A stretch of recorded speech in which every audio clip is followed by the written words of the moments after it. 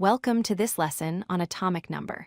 In this video, we will explore one of the most fundamental concepts in chemistry and physics, how the number of protons in an atom determines what element it is. Understanding atomic number is essential for grasping the structure of matter and the organization of the periodic table. The atomic number is defined as the total number of protons present in the nucleus of an atom. It is represented by the symbol Z, which comes from the German word Zahl, meaning number. This simple count of protons is what fundamentally identifies each element. Every element has its own unique atomic number, and no two elements share the same number of protons. Protons are positively charged particles located in the nucleus at the center of an atom. What makes protons so special is that each element has a fixed, unchanging number of protons. This fixed number is what gives each element its unique identity. Unlike other atomic particles, the proton count cannot change without transforming the atom into a completely different element. Here is the key principle. If you change the number of protons in an atom, you change the element itself.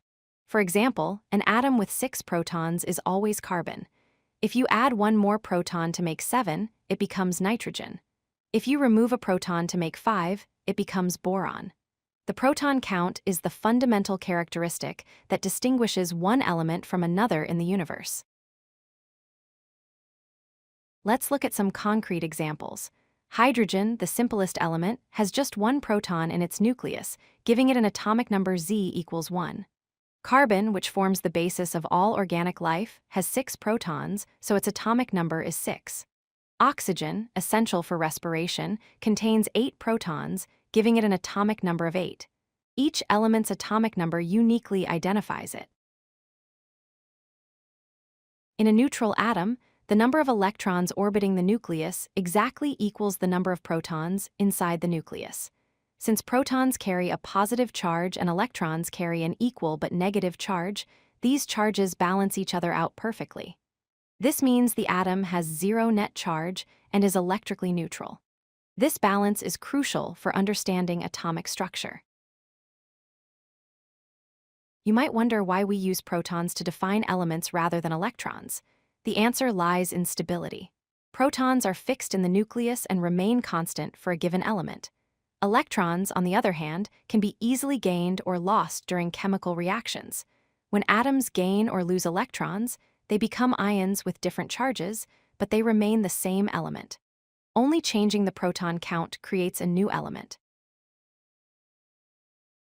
To summarize, the atomic number equals the number of protons in an atom's nucleus. This number is what defines which element an atom is. Remember this fundamental principle: protons define elements. No matter how many neutrons or electrons an atom has, it's the proton count that determines its identity on the periodic table. This concept is the foundation for understanding all of chemistry and atomic physics. If you like this video, hit that like button and don't forget to subscribe. Visit codelucky.com for more such useful content.